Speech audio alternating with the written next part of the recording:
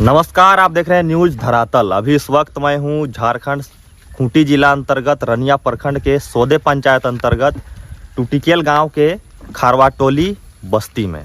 और यहीं पर आप देख सकते हैं यह मुख्य मार्ग है जो इधर दिखाई कैमरामैन महोदय।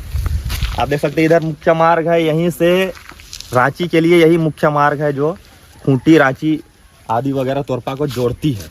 और आप देख सकते हैं इधर घुमाइए कैमरामैन महोदय, यहाँ पर देखिए एक छोटा सा एक दुकान है।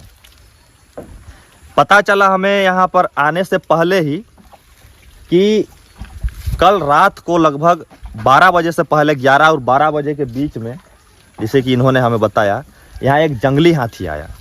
जंगली हाथी आने के बाद यहाँ जितना अपना कहर बरपाने सका बरपाया। यहाँ पर आप देखिए, यहाँ पर पूरा सेटअप लगा हुआ था, यहाँ झोपड़ी जैसा बनाया हुआ था, यहाँ बैठने के लिए सबके सब व्यवस्था था यहाँ पर, जिसका मलबा इधर अभी गिरा हुआ है। इधर दिखा दीजिए कैमरामैन महोदय, इधर गिरा हुआ है।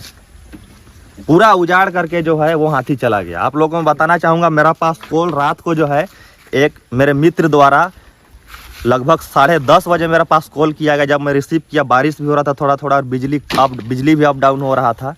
हाथी जो है सोदे में ही पर बस्ती है 1 किलोमीटर आगे सोदे, उसका किनारे किनारे पीछे से होकर के जो है मेरा घर का पीछे होते हुए हाथी इधर आगे पहुंचा। और यहाँ पर हमें पता चला कि यहाँ आने के बाद यहाँ नुकसान पहुंचाया है। और हमें जानकारी मिल रहा है कि वो हाथी, वो जंगली हाथी यही आसपास ही है, यही आसपास कोई अगर 2, 4, 5 पेड़ इधर पीछे दिखाइए कैमरामैन महोदय, यहीं पर देखिए, यहीं पर एक पहाड़ है, यहीं पर इधर दिखा दीजिए पहाड़ को। इसको बारिंग पहाड़ कहते हैं। और आधा किलोमीटर का दूर में ही जो है इसको केंद्र मानकर अगर देखें तो चारों ओर कहीं पर भी जो है हो सकता है ऐसा, हमारी आशंका, और लोग भी हमें ऐसा बता रहे थे। आइए क्या कुछ हुआ था, यहाँ के ओनर जो इस दुकान के जो मालिक हैं उससे हम लोग बात करने का प्रयास करते हैं। क्या नाम है भैया आपका? बितना मला। अच्छा, कितना बजे का ही घटना है? वही 12 बजे के बाद। 12 बजे के बाद, 12-1 के बीच में? 12-1 के बीच। तो आप लोग को जानकारी नहीं था कि हाथी पहुंच गया है? हम लोग को पता नहीं है, सुबह उठने के बाद पता चल रहा है। हाँ। कल बारिश भी हो रहा था थोड़ा थोड़ा? हाँ, रात में बारिश है, दिन में भी था बारिश। तो अभी तक भेंट करने के लिए कोई आया आपसे? पहुंचा ना ही, कोई नहीं आया। क्या नाम है आपका? रविंदर सिंह। अच्छा, यही गांव के रहने वाले हैं? हाँ, रात में तो हम निकले थे कम से कम 11 बजे आसपास। जा रहे हैं तो उधर नदी तरफ, बस उसके बाद फिर वापस आए हैं कटहल पेड़ की जगह से। उसके बाद आए, घूमे, उसके बाद सो गए हैं चुपचाप। उसका सुबह पता चला? हाँ, सुबह पता चला। कितना देर से इसका साफ सफाई कर रहे हैं आप लोग घर का? इसको कर रहे हैं, अभी ये आए थे, बता सबको उखाड़े। क्या लगता है हाथी किधर होगा अभी? अभी होगा तो किधर गया है, जंगल की तरफ गया होगा, झाड़ की तरफ। यही जंगल में होगा जो पीछे जंगल दिख रही है आसपास? हाँ, उधर गया होगा। 4 kg का आटा है, बाकी वही ताला दरवाजा तोड़ा है और ये छपरी। हाँ, यही बड़ा नुकसान आपका हो गया। इसी में आपका जो है खर्च ज़्यादा लगेगा क्या? क्या उम्मीद रखते हैं वन विभाग से या फिर सरकार से? इतना नुकसान हो गया आपका? नहीं, अगर बोले हैं अगर देता है तो ठीक है, लेकिन आपको कम भरोसा है कि मिलेगा। अभी आप देख सकते हैं यही रोड के किनारे ही यहीं पर जो है एक खेत है। और खेत में देखिए वहाँ पर कुछ लोग काम कर रहे हैं। ये खेत में इसी रास्ता से जो देखिए यहाँ पर कैमरामैन महोदय दिखाई है सामने आकर के किस तरह से यहाँ पर हाथी जो है इधर पार हुआ। अब खेत का बीचों बीच वहाँ से पार होने के बाद जो है उधर आगे निकल गया। और इधर आप सामने देख सकते हैं इधर पहाड़ी है।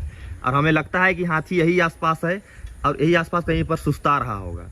आप देख सकते हैं कितना नुकसान किया है। और इन्होंने हमें बताया, इस खेत के जो ओनर हैं उन्होंने हमें बताया कि घर वाला जो बाड़ी होता है जहाँ 2-4 सब्जी उगाया जाता है घर में खाने के लिए, उस बाड़ी में भी जो है हाथी प्रवेश कर चुका था, लेकिन किसी तरह का नुकसान नहीं किया। फसलों को बर्बाद किया, यहाँ भी कुछ फसल बर्बाद हुआ है और घर वाला बाड़ी में भी कुछ फसल बर्बाद हुआ है। और एक व्यक्ति का भी और कॉल आया, जब सौदे से हाथी अभी जब आ रहा था तो बीच में ही मेरा घर का पीछे ही पड़ता है वो हाथी, जहाँ नुकसान किया है। एक जो जाली तार का जो है बाड़ लगा हुआ था, घेरा लगा हुआ था, उसको भी जो है खदेड़ करके पार हुआ हाथी और उस पार निकल गया। हम उससे भी बातचीत अभी करेंगे। मेरा नाम रऊफ मियाँ।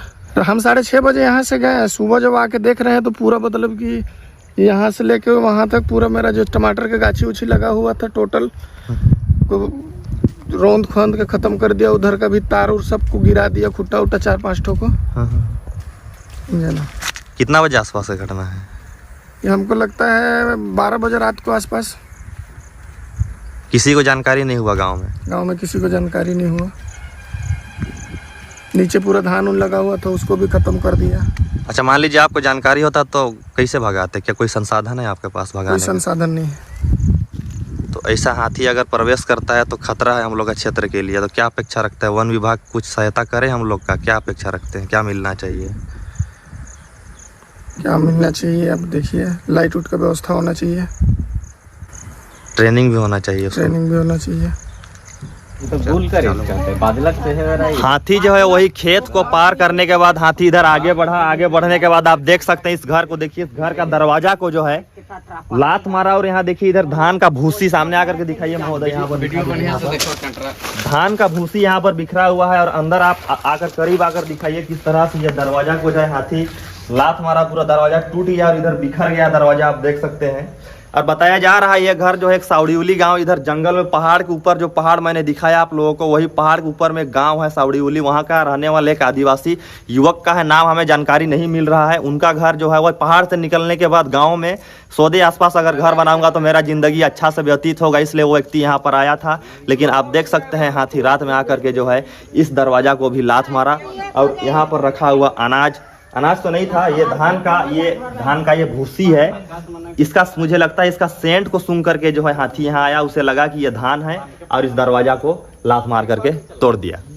मैं आप लोगों को एक जानकारी देना चाहूँगा, जितने भी हमारे वन प्रशासन के अधिकारी हैं या फिर जो भी जनप्रतिनिधि हैं जो सेवा के क्षेत्र में काम करते हैं, जितने भी अधिकारी हैं, सब लोगों को मैं एक बात का जानकारी देना चाहूँगा महोदय कि इस क्षेत्र में अगर हम लोग चाह भी लेते तो हाथी को भगाने के लिए ना हम लोग के पास मसाल है, ना ही टॉर्च है, कोई संसाधन नहीं है। हम लोग घर से निकलते हैं तो सिर्फ मोबाइल का फ्लैश पकड़ करके निकलते हैं। मैं भी रात को 10 बजे 10:30 बजे आसपास निकला था मोबाइल का फ्लैश लेकर के। और आप लोगों को पता है मोबाइल का फ्लैश लाइट से खाली सांप से ही बचा जा सकता है, छोटा सांप से।